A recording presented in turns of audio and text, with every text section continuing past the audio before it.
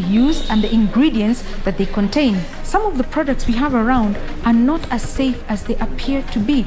There are ingredients that are contained in them that are not indicated on the label.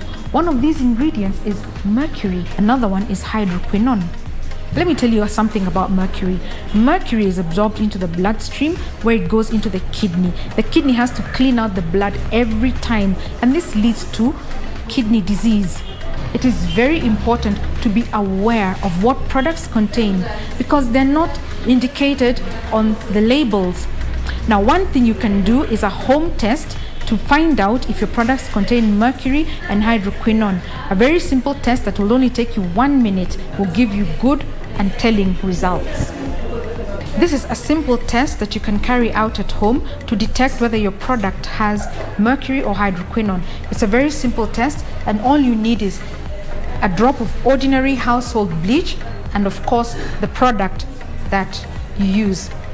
You open the product and remove a little bit using a spatula and then put it onto a plate or a saucer and pour bleach onto it and mix it. Within no time, it immediately begins to darken in color, and it will gradually darken and become even dark blue. As you can see, there's some traces of dark blue. It will gradually become black. This is caused by the rapid oxidation of harsh chemicals contained within the products. The mercury is separating, and it's what gives it its dark blue color, whereas the hydroquinone emits a pungent smell, and this is one way that you can detect that indeed there are harsh chemicals which should not be in your body.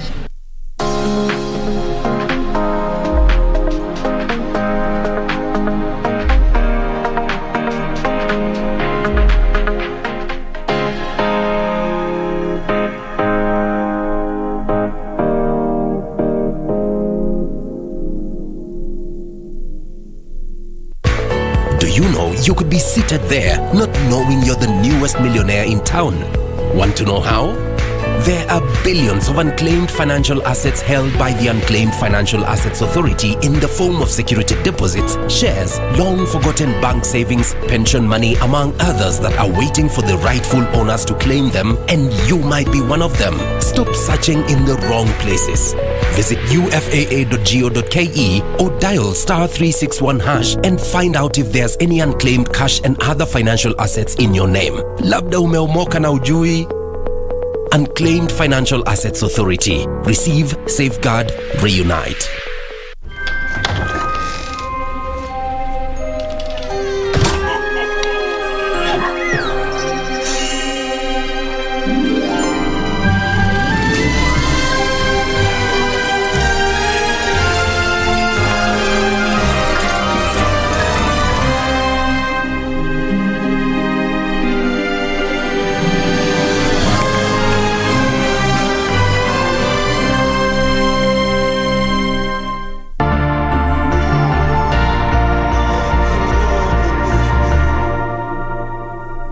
My name is Muhammad Ahmed Muhammad, the CEO of Kenya Deposit Insurance Corporation, popularly known as KDIC.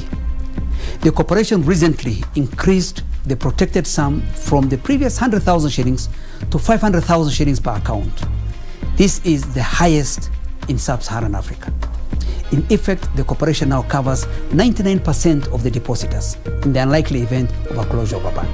So KDIC encourages the depositors to continue doing business with our banks that are strong and resilient.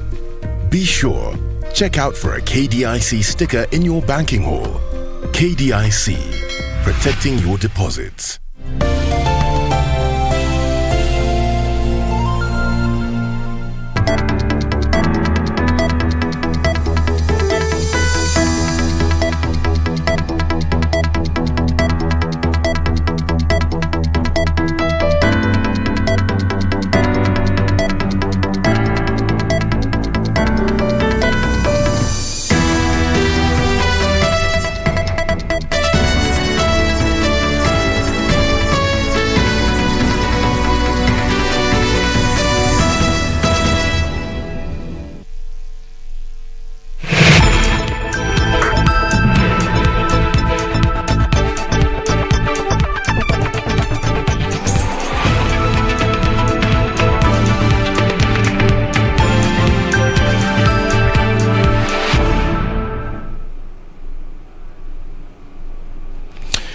Good evening, I am Fayyaz. Qureishi with the Legends edition on KBC Channel 1. In the Living Legends tonight, the winner of the Journalist for Human Rights Overall Award and TV Award winner, Surfin Achieng Omar, spoke to a Kenyan trailblazer. This man is the first African veterinarian to have a private surgery in Nairobi. He's the first MP for Kwanza constituency and is a former cabinet minister. Let us get the story of Honorable Dr. Noah Wekesa as told to Surfin Achieng Omar. And our sign language interpreter for tonight's edition is Byron Abuli. First, a quick look at the highlights for tonight's bulletin.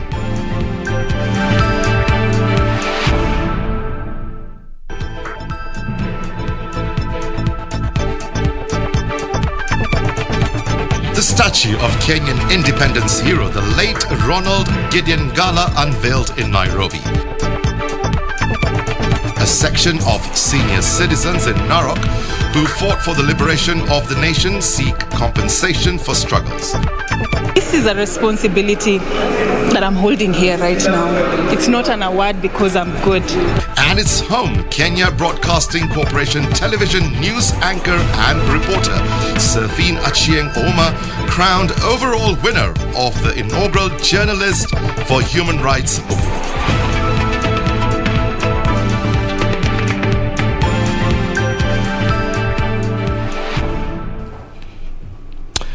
Welcome back. President Uhuru Kenyatta has today unveiled the statue of Kenyan independence hero, Pan-Africanist and former cabinet minister, the late Ronald Gideon Ngala, on Ronald Ngala Street in Nairobi. The monument in honor of the late cooperatives and social service minister has been unveiled 50 years after his death and on the eve of the 2021 JAMHURI Day celebrations.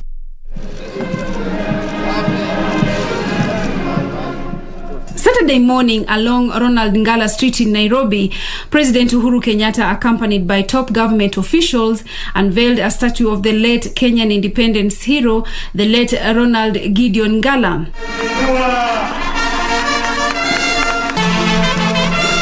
Shujaa ambaye alijitolea hali na mali. Tuko na statue ambaye natukumbusha watu kama Dedan Kimathi leo hapa, na kuna ingine kule Machakos ambaye na tukumbusha maisha ya Bwana Paul Ngei, na leo hapa tumkumbuka Ronald Gideon Ngala, na tutaendelea hivyo hivyo mpaka tuhakikishe ya kwamba mashujaa wetu wote wamepata ile heshima ambaye wanastahili kwa kazi ile ambayo wamefanya. The head of state acknowledged the prominent role played by the late Ngala in nation building, celebrating the Pan-Africanist for Majimboism, a precursor of modern day devolution. Shujaa ambaye alichampion ile devolution ambaye siku ya leo wa Kenya kutoka kila kona wanajivunia, tukiwa tumepeleka services na pesa mashinani. The unveiling ceremony was also attended by the family of the late politician, led by his son and former long-serving cabinet minister Noah Ngala. Mzee Ngala is remembered for his sterling service to Kenya as a nationalist and a strong believer in regionalism. As the country marks its 58th JAMHURI Day tomorrow, Sunday, December 12th, the erection of Ngala's monument becomes the fourth major statue of the political figures in Nairobi Central Business District. Alikuwa mtu amependa maendeleo, ni mtu alipenda kutetea Kenya kwa jumla, na ni shujaa. To me, it's a good achievement because by the time we see this monument, we will always remember and appreciate for those who fought for independence and the blood that was shed for the Kenyans who are enjoying it currently. Other notable monuments within Nairobi CBD are that of the founding father Mzee Jomo Kenyatta at the Kenyatta International Conference, trade unionist Tom Mboya on Tom Mboya Street, which is awaiting to be unveiled after refurbishment, and that of the freedom fighter Dedan Kimathi on Kimathi Street. For the Legends edition, I'm Zainab Said. As the country celebrates the 58th JAMHURI Day tomorrow, a section of senior citizens who fought for the liberation of the nation say they have been neglected by the government, which has turned a blind eye to their struggles. Through the Narok Mau Mau Veteran Association, the Mau Mau fighters want the government to compensate them, their plea coming as Interior Principal Secretary Karanja Kibicho announced that Uhuru Gardens Memorial Park in Nairobi is ready to host this year's national celebrations. It is the second time the venue is hosting a national celebration after the first Independence Day festivities on December 12, 1963. 87-year-old Rahab Tome from Narok County is one of the few Mau Mau fighters left to tell the tales of Kenya's struggle in the hands of colonial masters. Mimi mnakuwa mtu ya kupelekea hiyo wa Mau Mau chakula, ngaenda kupeleka msuni na ngerudi mimi na kuita wa mungati na masikari, tukapigwa sana na saa hiyo si habana iko na nguo, hata watoto wetu si habana iko na hawa.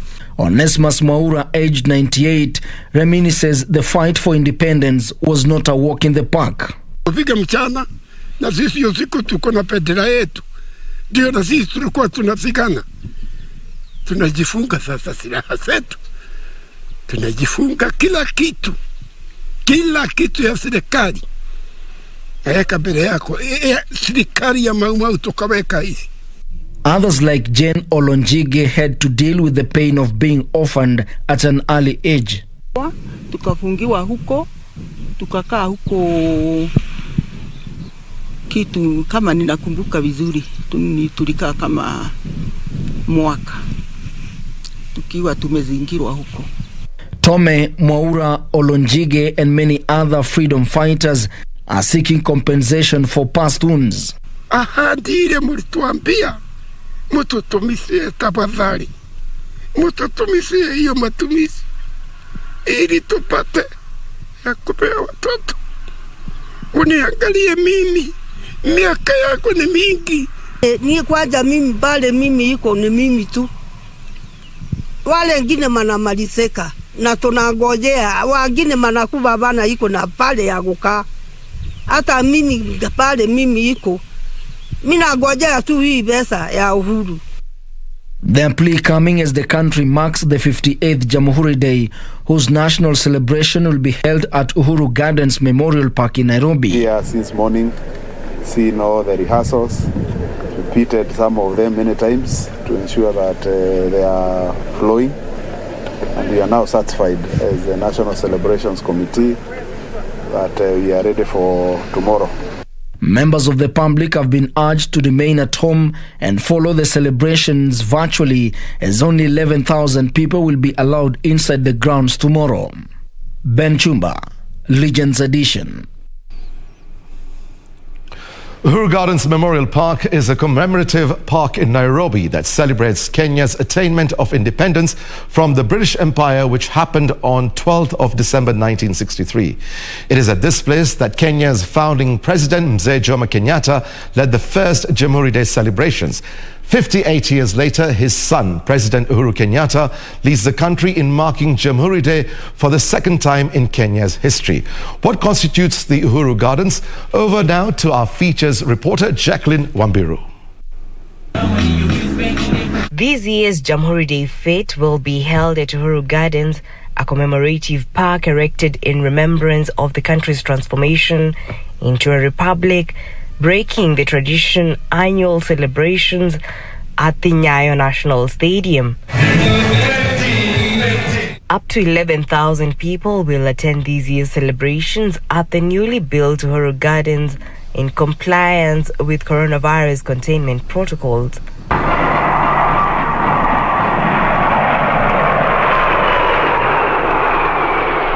On 12 December 1963, when Kenya gained independence, world leaders and hundreds of Kenyans thronged the gardens to mark the country's historic day. The event would mark the Uhuru Gardens' significance to the country's history.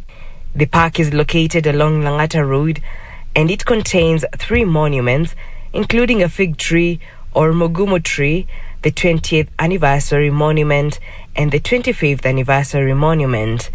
On 12 December 1963, as Kenya celebrated its independence, the first Kenyan flag was hoisted in the garden.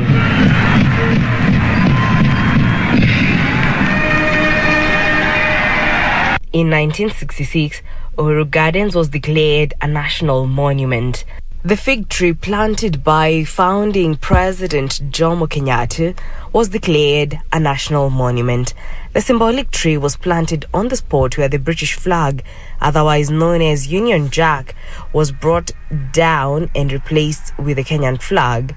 Other monuments comprise the Independence Commemorative Monument, built in 1973, a 24-meter-high column supporting a pair of clasped hands and a dove of peace. Harambe! Harambe! It celebrates the Declaration of Independence at midnight, 12 December 1963, and the inauguration of Kenya's first president, Jomo Kenyatta, and a statue of soldiers raising the Kenyan flag, and a fountain celebrating 25 years of Uhuru, peace, love, and unity monument. Over the years, the park has been a popular venue for parties, corporate events, concerts, weddings, and filmmaking.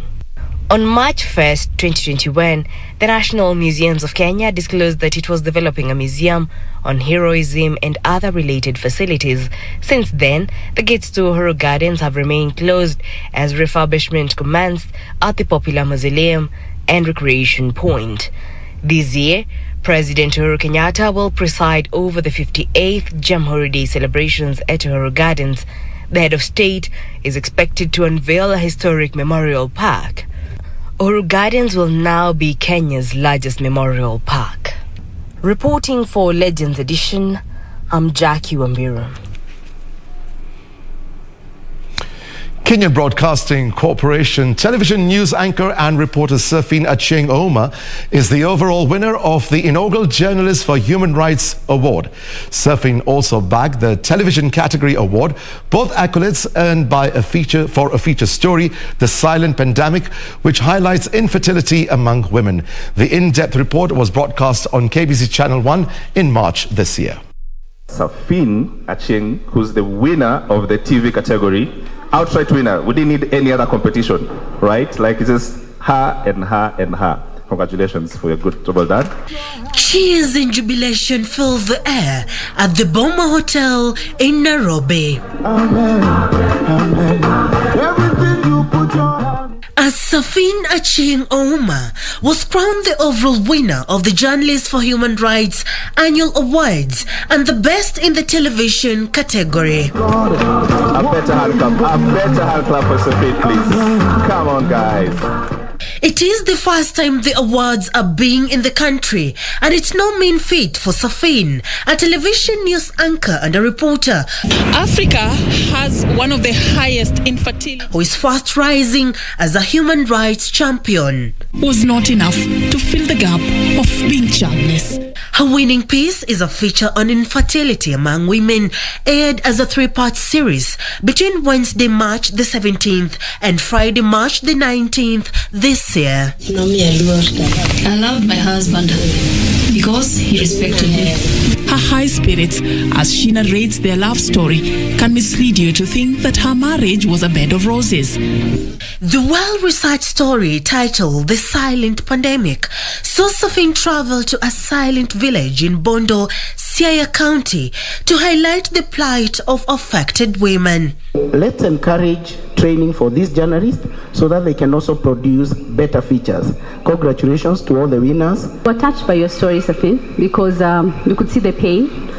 The ladies you spoke with, some had accepted their fate, and there were solutions at the end of it all.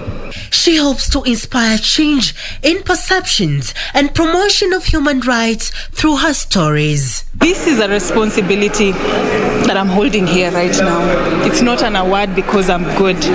It's a responsibility to use my gift as a storyteller to impact my society. And I'd just like to, talk to upcoming journalists and journalists who are aspiring to be, better in whatever field that they are doing. Keep at it. Just wake up and show up. while other winners in the inaugural award, organized by the Journalists for Human Rights, a non-governmental organization, were Mora Obiri from the Daily Nation, Nancy Aguti from the Star newspaper in the print category, Nuru Mwalimu from Radio Rahme, and Lina Momachi from Radio Sifa. For Legends Edition, I'm Serafina Robi.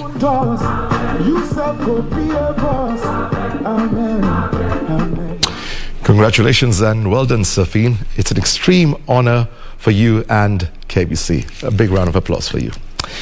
And now we'll take a short break. In the meantime, stay tuned for our Living Legends segment. Award-winning journalist Safine Achieng Oma interviews Kenyan trailblazer, a man with a prolific career, Honorable Dr. Noah Wekesa. Stay with us.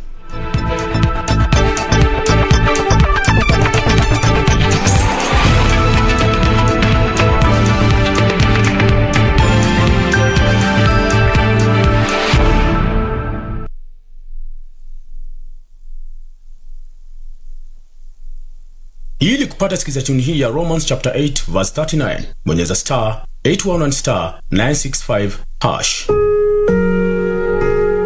No power in the sky above or in the earth below, indeed, nothing in all creation will ever be able to separate us from the love of God that is revealed in Jesus Christ our Lord. Romans chapter 8 verse 39. Ili kupata sikiza tuni hii ya Romans chapter 8 verse 39, bonyeza star 811 star 965 hash. This Sunday, watch the JAMHURI Day celebrations live on KBC Channel 1 on the 12th of December 2021, presided over by President Uhuru Kenyatta at the Uhuru Gardens.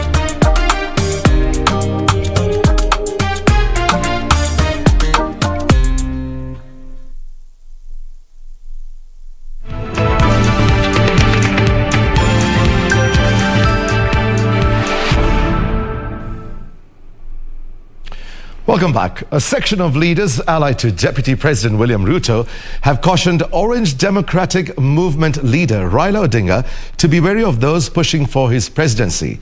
The leaders claim the ODM leader could be facing a betrayal, saying the signs of the scheme came to the fore in Kasarani on Friday when political figures in the country skipped the Azimio la Umoja convention. Deputy President William Ruto was in Lodwar during the celebration of the 6th edition of the Tobongulore, and at the same time drum up support for his 2022 presidential bid. The DP urged Turkana residents to support his presidential bid owing to his development record. Mimi nawauliza watu wa hapa Turkana County, hawa wangwana wote ambao wanashindana na mimi nataka mtuweke katika mizani na mjue ni nani ako na track record, ni nani ako na mpango, ni nani ako na chama ya kuunganisha Wakenya wote. Ndio mpige kura yenu, musipige kura yenu kwa karata ya pata potea. Leaders allied to the Deputy President William Ruto taking the opportunity to warn ODM leader Raila Odinga of a possible betrayal from those pushing for his presidency. You better go back to the drawing board. You thought you will build a coalition to isolate William Ruto, but the coalition that has been built so far has isolated you. The leaders calling on Kenyans, particularly the pastoral communities, to rally behind the United Democratic Alliance UDA. Wewe umekataa ile siasa mbaya ya kugawanya watu kwa misingi ya ukabila, kwa misingi ya lugha wanayoongea, ukajua utawaleta pamoja kupitia utamaduni. Tutakuunga mkono kwa sababu tunajua hapo kuna faida. Hapo kuna faida. Kule kwingine tulipokuwako imekuwa ni uongo mtupu. Mwaka nenda mwaka rudi.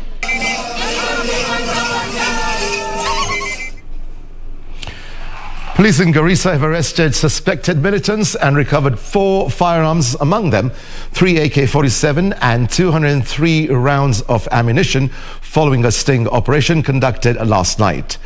Qureishi County Commissioner Boaz Cheretich, while confirming the incident, cleared the air that the operation was not targeting any clan, group of people or any family and will be conducted without any discrimination.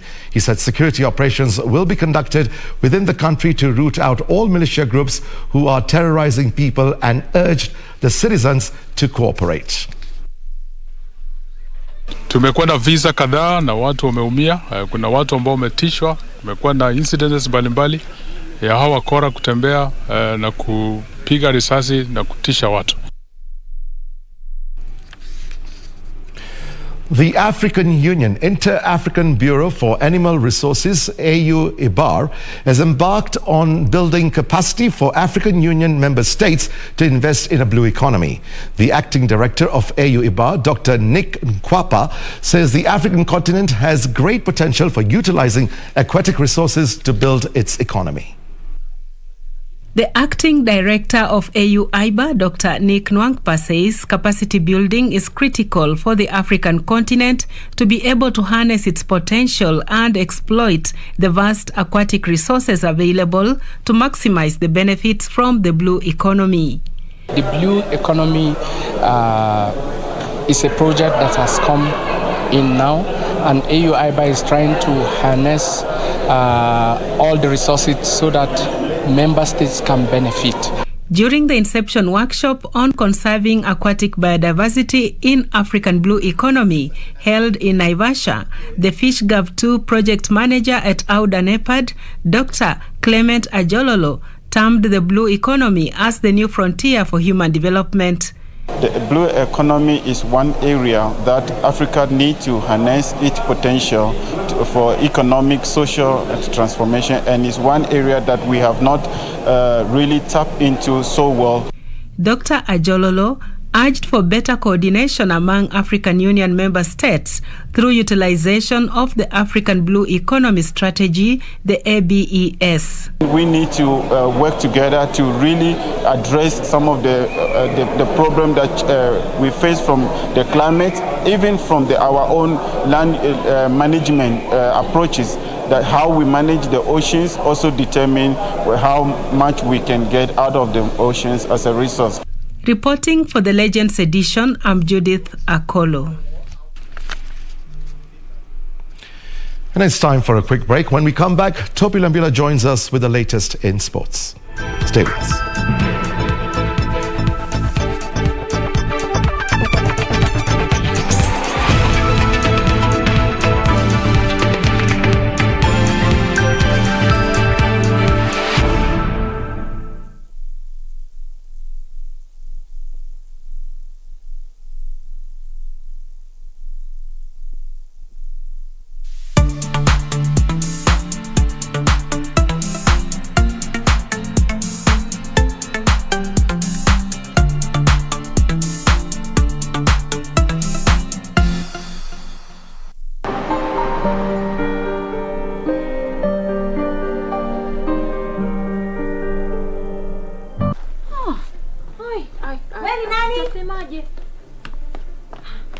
Go on. What are you doing in my compound? Sina pesa jamani, sina. Leta pesa wewe. Sina pesa jamani. Dema, jo. Kuna nini? You make I want a bread. Are you going to have a baby? Yes.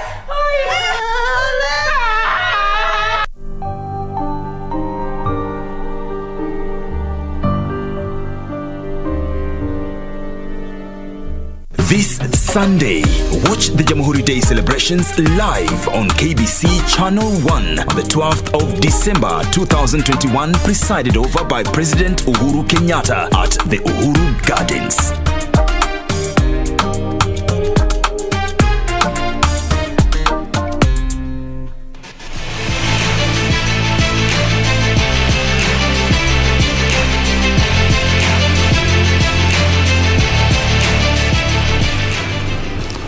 Good evening, and once again, it's a big welcome to the sports segment of the Legends edition this Saturday evening. I'm Topi Lambila with the highlights tonight. We've got the Guru Nanak rally, and among it was a feature on Florence Kiplagat.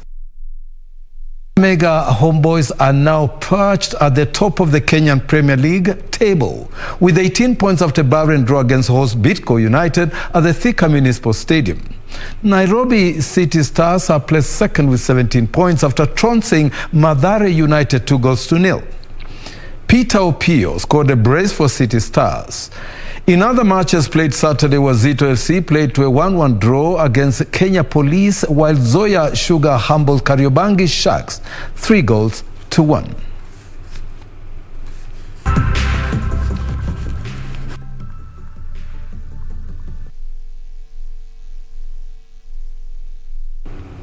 Five-time KNRC two-wheel drive champion Leonardo Varesi is upbeat about ahead of Sunday's season-ending KCB Guru Nanak Rally.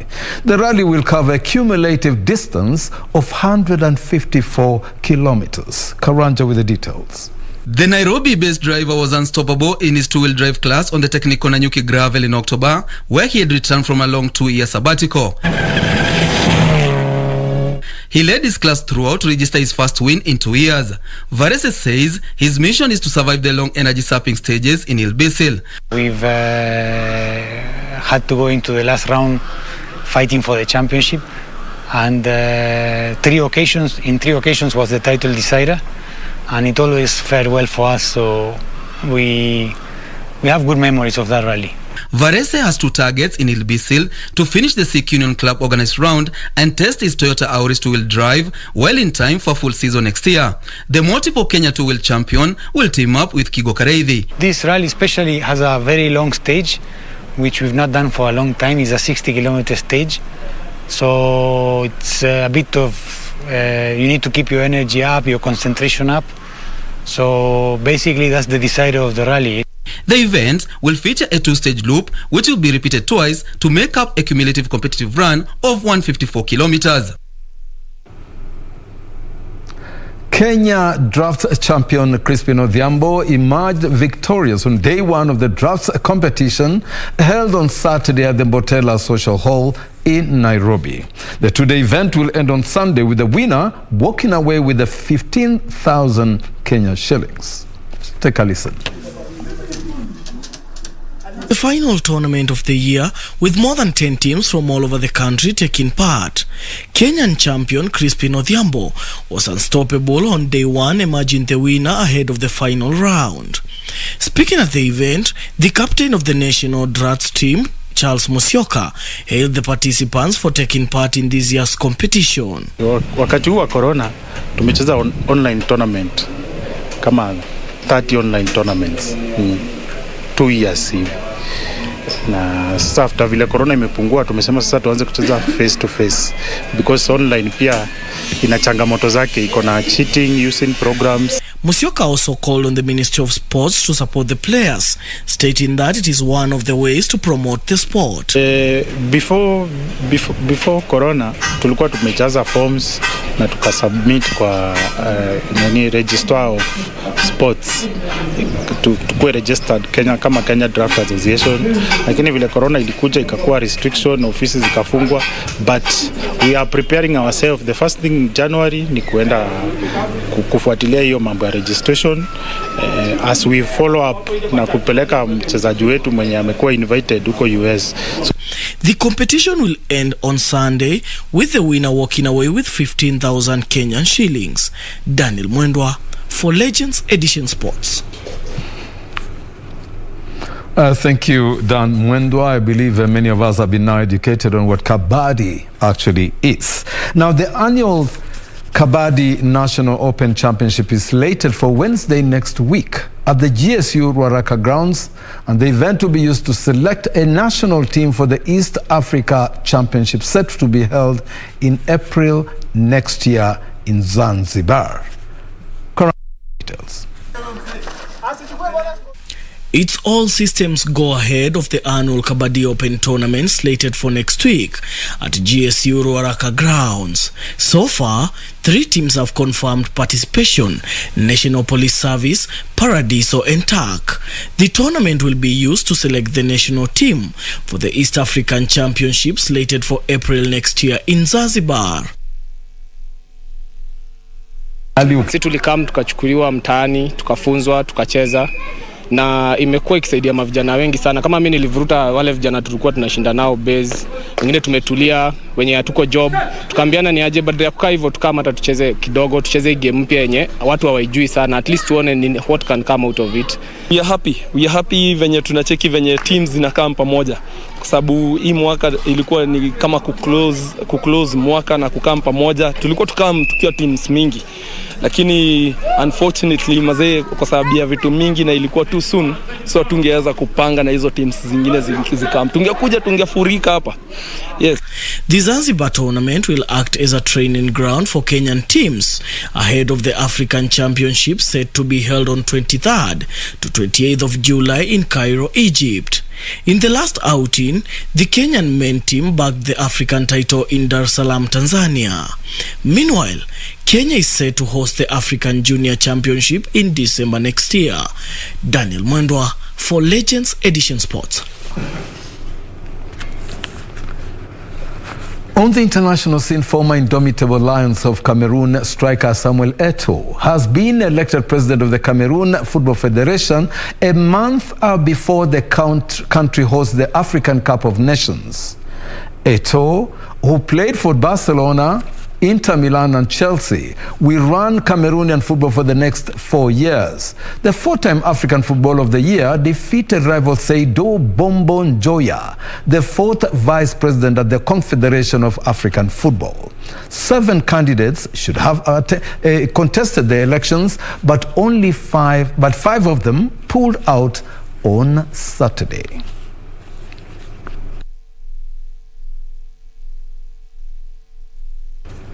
Still on the international scene, Raheem Sterling converted a controversial penalty to reach 100 Premier League goals and give Manchester City victory in one-sided contest with the 10-man Wolves. Sterling kept his cool to roll his 66th minute sport kick after lengthy VAR check ruled João Moutinho had illegally blocked Bernardo Silva's cross. The special feature, Florence Kiplagat, a Kenyan sensational and top long-distance athlete based in Iten, Elgeyo Marakwet County, made history when she set the women half marathon record of 1 hour, 5 minutes and 9 seconds until it was broken by Perez Chepchirchir on 10th February 2017 at the Iraq Half Marathon. Kiplagat also won the 2009 IAAF World Cross Country Championships and the 2010 IAAF World Half Marathon Championships. Frederick Mwoki spent time with Kiplagat and shares the following story. Florence Jebet Kiplagat, born in 1987, is a two-time world champion, having won the 2009 IAAF World Cross Country Championships and the 2010 World Half Marathon Championships. She was the world record holder for the women's half marathon with a time of 1 hour, 5 minutes and 9 seconds until it was broken by Perez Jepchirchir on 10th Feb 2017 at the RAF Half Marathon. She's timed her break to perfection, and Florence Kiplagat is the world champion last year in cross country, this year at the World Half Marathon. Our family are close with athletics. I think it's something like genetic in our family. I train in a 10 and my schedule is 6 in the morning and 10 o'clock. She has also represented Kenya on the track, having won the silver medal over 5,000 meters at the 2006 World Junior Championships in athletics. And what keeps you going? What motivates you? Passion and your family. You know, having a target in life is the best. So you have to keep on going. Kiplagat is currently part of the